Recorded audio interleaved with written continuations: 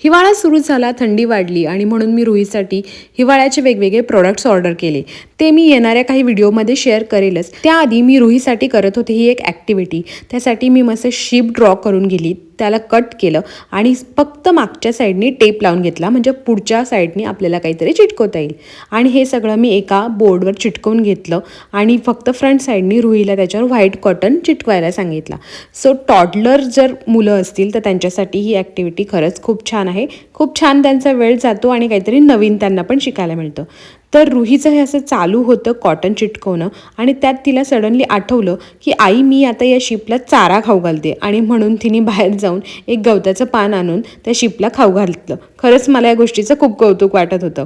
त्यानंतर ती पप्पांचा तिच्या शर्ट घालून असं मिरवत होती, जो की तिला खूप मोठा होत होता, पण ती खूप क्यूट दिसत होती त्यामध्ये.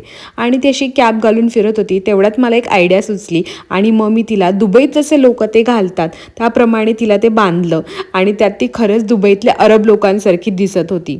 सो असा गेला काहीसा आजचा आमचा दिवस. भेटूया नेक्स्ट व्हिडिओमध्ये. बाय.